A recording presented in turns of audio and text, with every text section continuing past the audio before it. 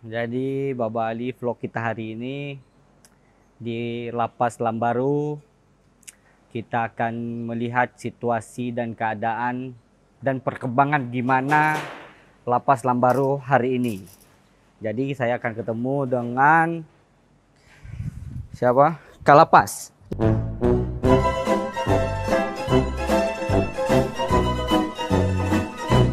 Tuh, Kalapas. Pak Said Mahdar. Jadi semuanya ini ada Kausar nih, Kausar. Gimana ruangan Kalapas Kata? Langsung atas ya. Ke atas ya. Assalamualaikum Pak Said. Waalaikumsalam. Alhamdulillah. Jadi kita udah langsung ketemu dengan Silakan masuk. Pak Said sebagai Kalapas tingkat 2 ya. Apa Kalapas 2 ya? Kalapas kelas 2A, Kalapas 2A. Banda Aceh. Banda Aceh. Oke. Apa kabar Pak Said? Kabar baik. Apa ya? Ini kita buka masker sedikit, Iya. kita ngobrol. Jadi biar kelihatan. Jadi Pak, lapas hari ini saya dengar-dengar sudah indah, sudah cantik dia. Ya, Gimana keadaan lapas hari ini? Alhamdulillah. Selama saya di sini langsung saya ingin membuat satu gebrakan. Yang pertama sekali adalah gebrakan mindset manusianya, petugasnya terlebih dahulu. Oke. Baru kita mempetakan persoalan-persoalan yang terjadi di lembaga pemasyarakatan kelas 2A Banda Aceh ini. Oke, Insya Allah sampai hari ini sudah tertib, sudah nyaman dan sudah indah, asri di dalamnya. Udah asri ya. Jadi saya sebenarnya kepo juga, dan pasti masyarakat Aceh pada umumnya juga ingin melihat gimana sih keadaan, gimana sih keindahan.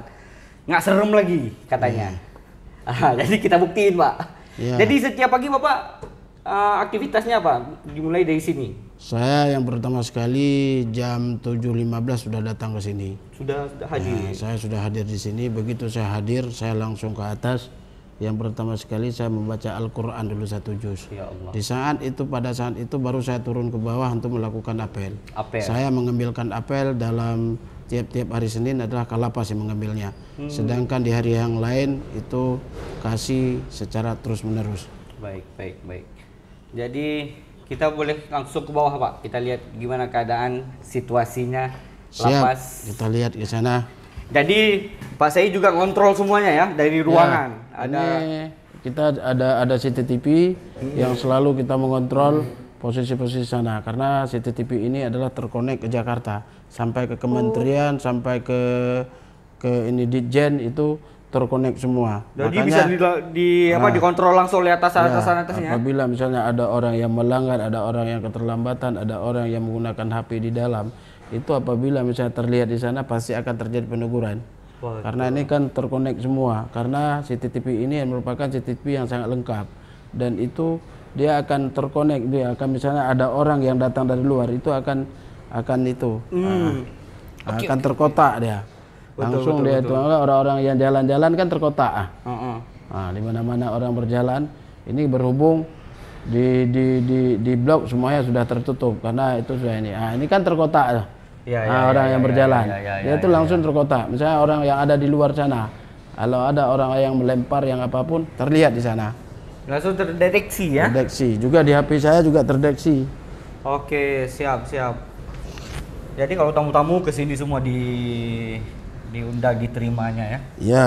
Sini apa nih Pak? Ini kita merupakan ruang kunjungan, ruang yang pertama sekali tempat kalau sekarang ini tempat penerimaan barang. Tempat penerimaan barang. Di sana datang kunjungan. Oke. Ibu ini, bapak-bapak ini, dan ini ada petugas lagi ini berhubung masa istirahat. Ya betul. Nah, ini masa istirahat itu sampai jam 3 nanti deh ya. Jam 3 nanti kita sambung lagi dengan penerimaan. Jam 3 nanti baru penerimaan kembali. Barang-barang diperiksa dengan ketat di sini. Oh, jadi semua barang-barang yang nyampe dari luar misalnya ada masuk sini. Nah, sudah datang dari sana kita layani dengan baik.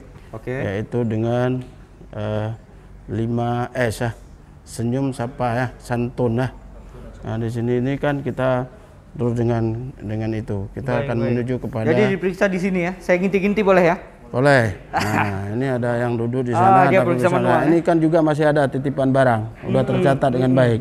Nanti akan dimasukkan ke ruangan kembali ke sana semua. Oke, Pak. Coba Pak ceritain. Pasti di ruangan-ruangan ini terdapat hal-hal yang aneh. Ada orang-orang yang nakal. Oh ada, Yang misalnya memasukkan kan, narkoba lewat makanan dan lain sebagainya. yalah di saat di sini kan kita akan kemarin juga ditemukan hasil pemeriksaan oleh ibu-ibu jelita yang cantik-cantik di sini. Itu pada saat pemeriksaan itu di dalam makanan itu ada dus, yaitu di sana ada jus pokat. Oke. Di dalam jus pokat itu yang kental ditaruhnya narkoba. Itu ada sampai 45 gram. 45 gram. Nah, dan udah kita serahkan ke Dalam Polres. oh iya, karena jus alpukat itu alpukat itu. Nah, kental ya. Model kayak gini ini. Ini di dalam ini ditaruh.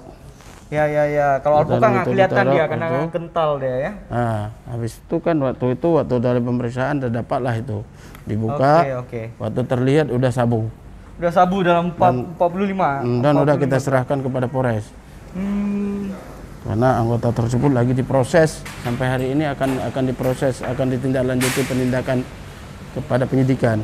Oke, jadi kita masuk dulu. Yuk, kita masuk lihat kita gimana ke dari dalam. dalam. Ini semuanya ada berapa bangunan Pak di sini? Banyak kita bangunan di sini kan itu berbentuk blok, itu kan ada 4 blok di sana. Ada 4 blok. Nah, semua kan kita di sini merupakan satu persoalan bagi kita tidak adanya penyanggah blok.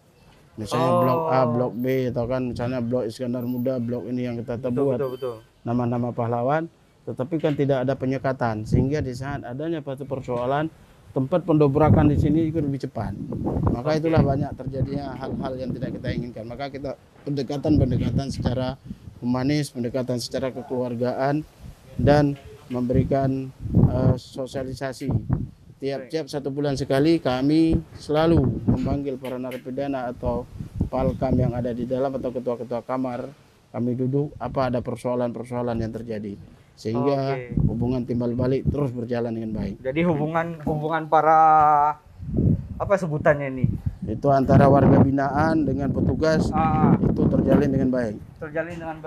Nah, ini ruang karya yang merupakan ini namanya apa nih? Tempat bikin kue. Pembuatan kue. Oh, ini produksi roti-roti ya? Roti-roti. Ini namanya kan Kaina Labanda. Ini Kaina merupakan karya narapidana Lapas Banda Aceh. Oh gitu. Mana yang udah jadi? Nah, ini bisa dimakan. Boleh kita coba satu. Ini coba diambil satu makan. Coba. Allahu Akbar. Apa enggak? Nah, saya juga cicip satu. Jadi coba yang lain nih. Kalau Coba ini makan. rasa keju, Ini rasa keju, ini rasa kacang lah. iya. Oh, berarti variatif ya? Ini dimodali oleh Dari lagi lembaga ini dijual keluar atau tuh para dijual keluar. Dijual keluar? Dijual keluar ke lapas-lapas juga ke kedai-kedai kopi. Enak. Enak. Lembut. Ini sama dengan juga yang ada di bakri-bakri. Malah lebih enak ini loh. Makanya loh, Mbak. Maka kan pemasarannya itu kita belum. Itu rasa keju, ini rasa coklat. Ini sama yang ada di bandara. Ah, roti O. Apa kayak roti O gitu ya, roti boy ya. Ya, roti boy itu. Boleh coba lagi, Pak? Silakan, Pak. Ini antara coba atau lapar nih. Pak, kita bagi 2, Pak. Maaf ya. Berapa orang yang di sini, Pak? Yang masak 6 orang ya? 6 orang. Oke. Terus berganti-ganti terus. Di saat itu dari itu langsung kita latih yang lain. Oh, Sehingga jadi dia bergulir terus, dia bergulir estafetnya ya. berjalan dengan baik. Dulu lagu na hiyo pengen. Hah? Jadi berapa banyak sehari dibikin?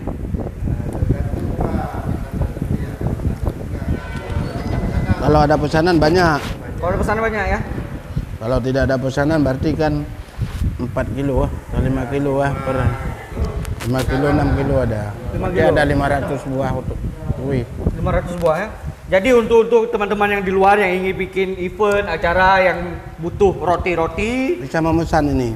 apa? Itu kayak misalnya kan mantan istri yaitu waktu saat membuat acara di sini juga itu memesankan itu.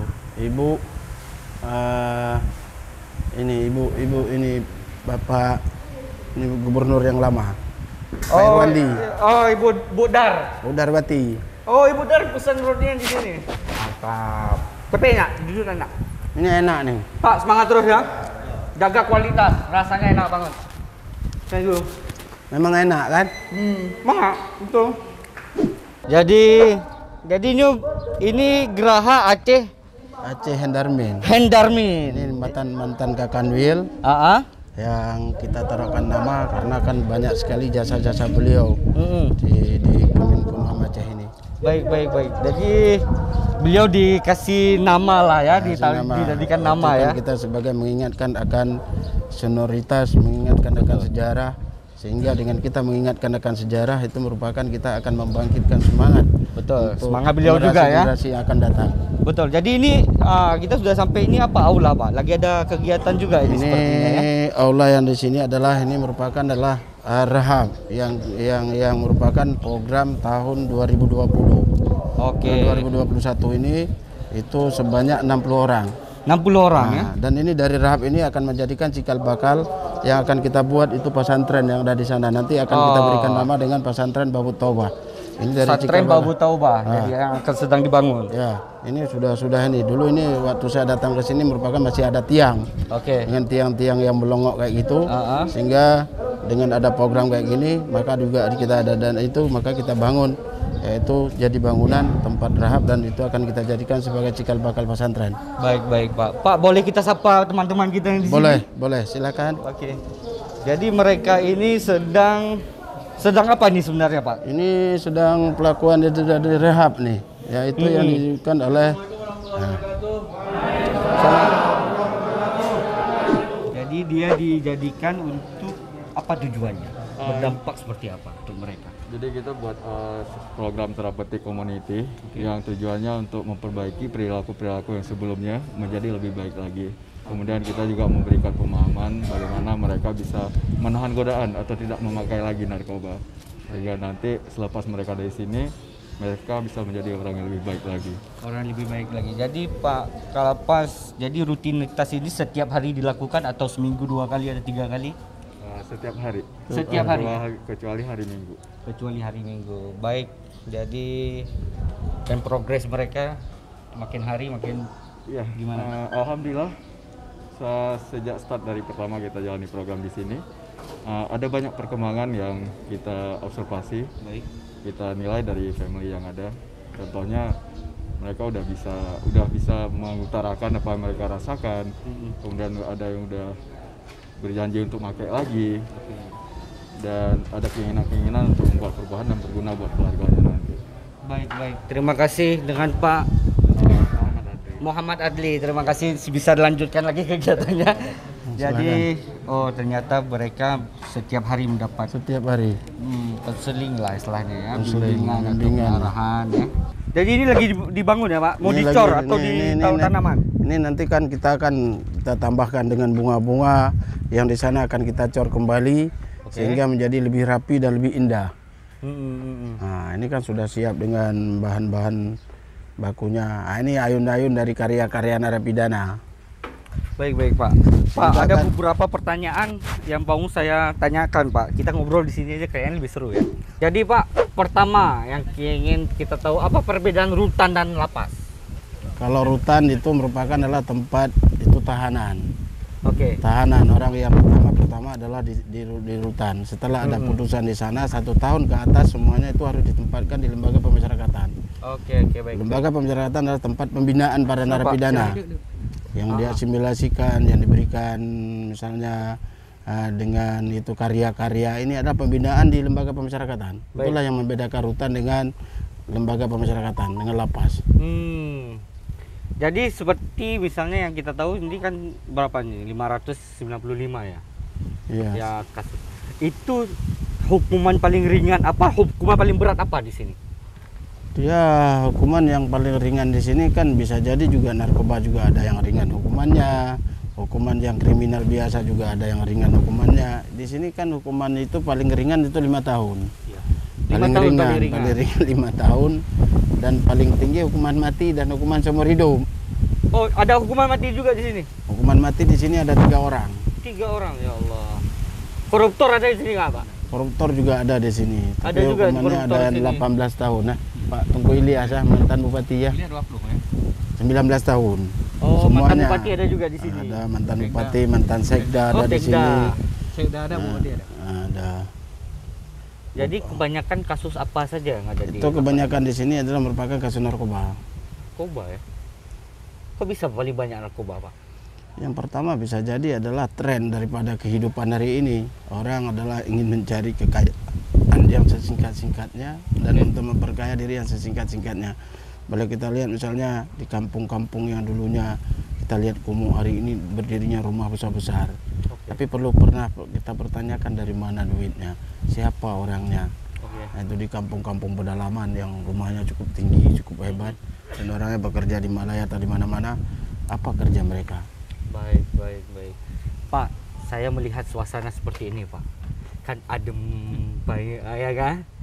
Tapi kan beberapa kejadian yang lalu kan sempat ada napi itu 130 orang sempat kabur tuh. Itu kenapa? Ceritanya gimana? Kita klarifikasi lah sedikit, Pak ya. Kita kan itu kan persoalan masa lalu dan bagaimana itu gaya kepemimpinan masing-masing kan sangat-sangat berbeda. Oke. Dan itu kita bukan masa Pak Said? Bukan. Itu Oke. kan adalah persoalan masa lalu ya. Masa-masa kelapas yang lama atau bagaimana cara memanagenya kita tidak tahu. Nah, kan sekarang ini di sini betul-betul telah kita laksanakan dengan tugas bersifat SOP yang berjalan dengan baik. Baik. Kita petugas juga melanggar, kita akan memberikan punishment. Kepada petugas yang baik juga kita akan memberikan penilaian atau penghargaan. Sebagaimana kemarin pada hari pemasyarakatan juga kita memberikan terhadap orang yang menangkap narkoba. Kita juga memberikan kepada mereka yaitu penghargaan, termasuk uang kita kasih, sehingga menyemangatkan yang lain untuk mencari di mana persoalan narkoba ini harus kita berantas dengan betul-betul. Baik. Jadi Pak, pembinaan mereka, kegiatan mereka dari pagi sampai sore apa-apa saja di sini?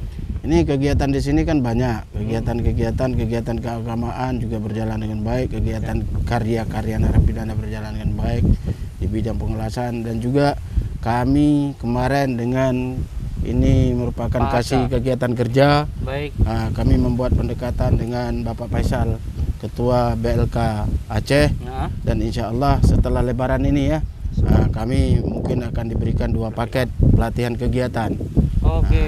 Ini kan dengan menciptakan kerjasama, dan kami perlu ada dukungan, ya khususnya daripada gubernur sebagai pemerintah daerah ini, sebagai pemimpin di sini yang merupakan rakyatnya yang di sini.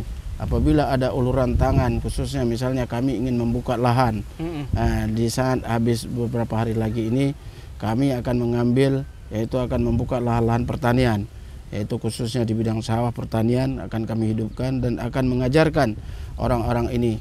Nanti di saat mereka itu meninggalkan lembaga ini saat bebas, itu akan kami berikan mereka itu udah pinter di bidang pertaniannya. Baik. Nanti misalnya di bidang penanaman cabai yang akan di belakang ini juga sudah kita mulai, dan insya Allah ke depan ini lapas ini betul-betul akan menjadi tempat, menjadi karya-karya narapidana yang hidup, dan orang yang akan meninggalkan ini nanti akan menjadi orang-orang yang berguna, yang pertama bagi negara, agama, dan bangsa.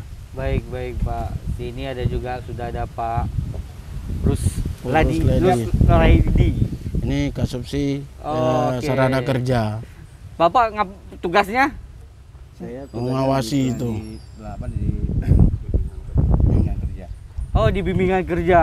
Jadi pagar-pagar kena las di Bapak lah. Jadi BLK nanti kerjasama? Kerjasama dengan itulah, kasih ini dengan ini.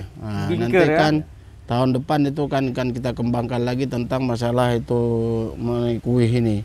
Yaitu kan apabila kuih ini bisa berjalan dengan baik, dengan itu kan Kepala BLK juga kemarin sudah memberikan ini ya, memberikan apresiasi terhadap lapas ini, dan sinyal yang baik ke depan akan dikembangkan ini, sehingga dengan pemasaran yang baik itu akan menguntungkan bagi narapidana dan tidak lagi melakukan hal-hal yang negatif yang tadi.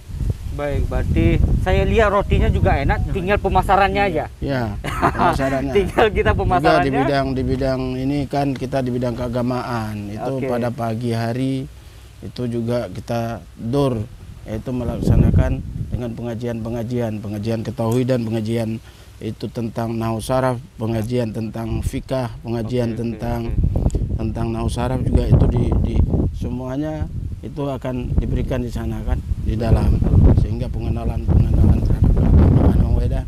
Kalau Pak Wahid fokusnya di mana? Ini di TU. Oh, DPU. TU. Oh, TU. TU.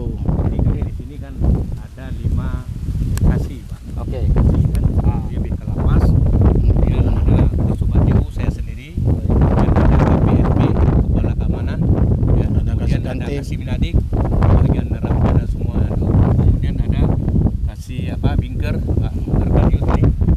Kemudian ada Kantin. Nah, di bawah itu ada lagi seperti Pak Rusledi, itu di bawah Pak Arkadius. Oke. Di bawah Di daripada bawah saya itu kasih-kasih. ada 2, Kaur Umum, Soal kepegawaian. dan Keuangan. Baik, Ya. baik. Jadi itulah Jadi kami semua bertanggung jawab pada Kalapas. semuanya laporan ke Ah, siap, delapan, ya, komandan. siap, ya. Nah, jadi 5 orang kami ya Kalapas. Oke, baik, Pak. Kalau makanan mereka gimana, Pak? Oh, Makanan itu sangat berjalan dengan baik dan itu merupakan dilaksanakan oleh pihak ketiga. Dan tidak ada urusan kami memegangkan bestek adalah 10 hari makanan, pola makan yang 10 hari kami pelajari. Itu kami periksa tiap-tiap pagi. Itu merupakan yang diperiksa oleh Kasih Binadik, yang di bawahnya ada Kasih itu ada perawatan. Di bidang perawatan dan kesehatan, mereka lah yang memeriksa pada pagi harinya. Memeriksakan barang-barang yang dibawa, apabila tidak sesuai maka disuruh kembalikan. Makanya makanan, dan juga kami tiap-tiap bulan itu memanggilkan itu orang-orang yang ada di dalam, biar dari ketua kamar maupun kita perdengarkan dengan orang hukuman tinggi, kami menanyakan apa keluhan-keluhan, bagaimana di bidang makanan, apa yang kurang, sehingga kami mengambilkan apresiasi pada mereka dan kami menampungnya, sehingga itulah kekeluargaan humanis yang kami jalankan antara narapidana dan kami. Mudah-mudahan hari ini sebagaimana yang dilihat, ketenangan, damai, Kesejukan, ya. orang melaksanakan sholat, orang melaksanakan ibadah, orang melaksanakan pengajian, berjalan dengan baik, termasuk rahab. Rahab nanti akan menjadi cikal bakal, akan kita jadikan sebagai pesantren nantinya. Yang kita beri nama nanti akan bekerja sama dengan Depak, itu akan kita beri nama di sana dan kita ajukan kepada Depak. Ini ruangan yang dari sana, ruang rahab itu akan dijadikan sebagai ruang pesantren. Nanti ada tengku-tengku yang ada di dalam, kita manfaatkan pada malam harinya, kita masukkan dia ke sana untuk ada pengajian antara pagi dan siang dan malam. Oke, siap, Pak. Jadi sebelum closing kita maaf, Pak. Jadi sebelum closing nggak apa-apa. Sebelum closing himbauan atau arahan atau nasihat lah untuk masyarakat ya, untuk masyarakat luar ya. Jangan ikut-ikutan masuk sini, tapi ya untuk menjauhi narkoba lah pertama, Pak. Karena memang di sini saya dengar 60% lebih kayak tadi, Pak. Kita mulai dari Pak Kalapas dulu lah. Ya, kita harapkan kepada masyarakat yang pertama sekali ini, kalau kita lihat terhadap persoalan narkoba, bahwa masyarakat jangan apatis. Oke. Jangan melihat bahwa seakan-akan adik saya tidak terlibat, keluarga saya tidak terlibat, maka apatis dan dia tidak melarang terhadap kegiatan-kegiatan tersebut. Tetapi begitu kena keluarganya, baru dia tahu sangat berbahaya terhadap narkoba. Karena kita lihat dengan kasus-kasus di sini, ada orang yang membunuh keluarganya, ada orang yang itu memarangi ibu bundanya lagi sholat, itu disebabkan dengan persoalan narkoba. Baik. Ada orang yang menipu keluarga di sana sampai 100 juta karena dengan persoalan narkoba, sampai ibunya itu menjualkan tanah. Ternyata dia ada menipu. Iya, yang kasus yang itulah yang saya bilang tadi. Kalapas ya. Nah, inilah yang akan menjadi persoalan. Tapi kita kan tidak memperpanjangkan persoalan ini. Baik. Yang pertama kita harapkan kepada masyarakat ada rasa kepedulian. Karena narkoba ini sangat berbahaya. Innamal khamru wal maisir wal ansabu rijsun min amali syaitan. Fajtanibuhu la'allakum tuflihun.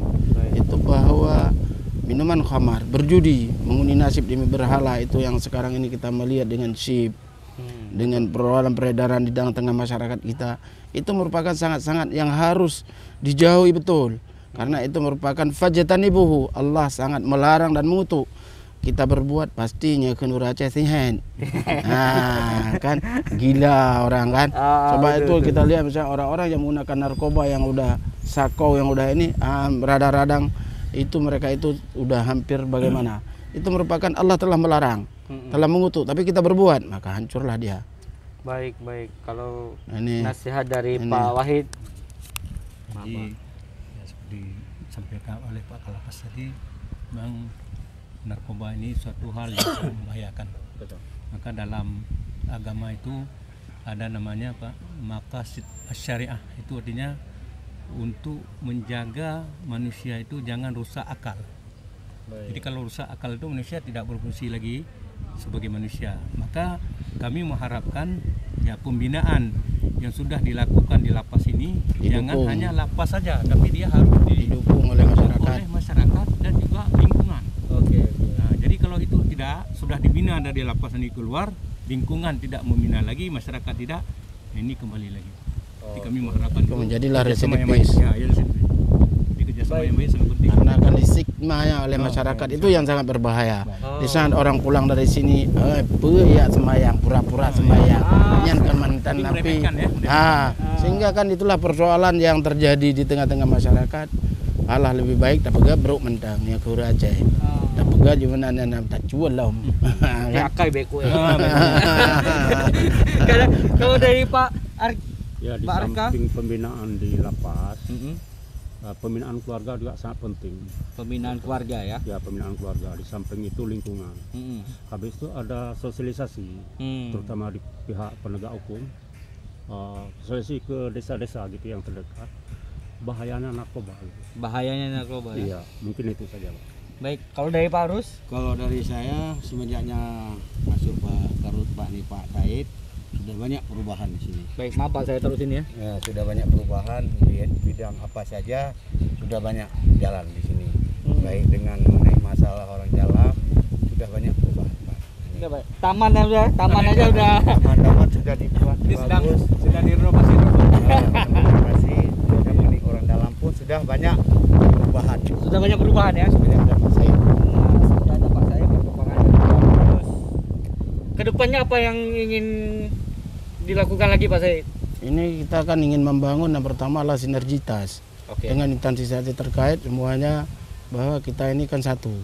Misalnya dengan pemerintah daerah itu harus adanya proaktif mereka juga terhadap di sini, sehingga ini betul-betul akan menjadi sebagaimana pesantren. Kalau bisa, ini merupakan Aceh sebagai merupakan negara syariat yang adanya kanun. Kenapa itu peran itu tidak ada di dalam lembaga ini? Inilah yang peran daripada DPR, peran itu yang kami harapkan, sehingga ada uluran tangan mereka ini. Apa yang akan kita ciptakan di sini misalnya untuk menjadikan sebagai pesantren pasti akan berhasil. Baik. Karena kita kekurangan dari sisi dana. Dana baik. Ya. Oke Pak Said, terima kasih sudah menyambut saya dengan baik. Dan kepada bapak-bapak juga terima kasih. Jadi saya kepada masyarakat, stigma keluarga, lingkungan keluarga juga harus. Dan kepada Pak Gubernur ya. Pada Pak Gubernur, DPR, wali kota, DPR, wali kota Aceh besar sama Banda Aceh ya. Bukan hanya bekas lapas atau Banda Aceh. Nanti ba Cireu atau Cireu. Ya. Ini kan letaknya tidak terada. Letaknya kurang strategis. Enggak, kami bantuan dari Pemda tidak ada. Oke, jadi bantuan dari Pemda juga. Nah, sebagaimana saya di Langsa itu bantuan dari Pemda. Misalnya di bidang bangunan, di bidang apa air, di bidang itu ada bantuan-bantuan tiap tahun yang diberikan. Sedangkan di sini ini sangat-sangat enggak ada. Oke, nggak apa-apa Pak, situ aja. Jadi Pemda sini juga ada masyarakatnya sebanyak 596 orang, ada petugas-petugasnya lagi 600-an. Ini di sini kan kita bisa melatih mereka itu di bidang misalnya pertanian, di bidang yang itu yang apa namanya itu yang ada itu tanaman-tanaman yang di dalam itu hidroponik. Oke. Itu kan kalau misalnya ada dari dinas pertanian, kami di sini ada lahan untuk tempat kolam-kolam ikan. Itu diberikan bibit ikan misalnya ada dari dinas perikanan. Iya. Peternakan misalnya diberikan lembu di sini. Itu sangat-sangat jelas di sini. Baik. Di sini kita ini jelas orangnya jelas, semua jelas. Misalnya di bidang masalah pendidikan. Kita misalnya kayak di Langsa, saya waktu saya di Langsa saya bekerja dengan BKPM. itu dengan Dinas Pendidikan Aceh Timur, itu kan kita ada paket A, paket B, paket C. Di sini banyak kali orang buta huruf. Jangankan buta huruf itu, buta huruf Al-Quran pun sangat banyak di sini. Ya Hampir 50% manusia di sini nggak bisa ngaji. Ini merupakan satu hal yang harus siapa tanggung jawab nanti. Ya Dan kan? Bapak mengajarkan di sini, diajarkan mereka. Kullukum ra'in wa kullukum mas'ulun an ra'iyah. Itu pemimpin nanti akan bertanggung jawab di hadapan Tuhan di saat kita kembali ke dalam kuburan. Yang waktu itu lama kan. Kalau di dunia ini apalah yang kita sombongkan. Hari ini saya ke lapas, besok saya udah mungkin mati. Oke. Maka kita nggak perlu sombong, nggak perlu ini. Hidup ini kan kalau kita dijadikan enak maka enak. Kalau kita jadikan susah jadi susah. Maka hidup ini bersyukur. Baik. Nah, hidup kita akan lebih bagus, kita sederhana, tetapi kita bisa membusung dada dan kita bisa mengatakan apa adanya. Tetapi apabila kita telah bermain dengan persoalan hukum, maka kita tidak bisa lagi mengatakan apapun. Dan itu saat datang orang rasa ketakutan. Tapi ini kita siapapun yang datang silakan datang. Lapas kami terbuka bagi masyarakat, bagi siapapun, bagi stakeholder, siapapun yang datang ke sini kami buka 24 jam bagi saya sebagai Kalapas dan siap menerimanya. Tujuan untuk Perubahan bahwa lapas ini betul-betul akan menjadikan sebagai pesantren yang merupakan cikal bakal daripada kanun syariat yang telah dilahirkan. Amin. Saya doakan semoga ini menjadi pesantren yang beri panutan ya untuk lapas-lapas lain. Dan saya tutup terakhir dengan kata-kata Pak Said, hidup itu harus bersyukur. Itu poinnya. Oke, kita lihat, jangan lupa subscribe, like, and share. Kita ketemu di vlog-vlog selanjutnya. Assalamualaikum.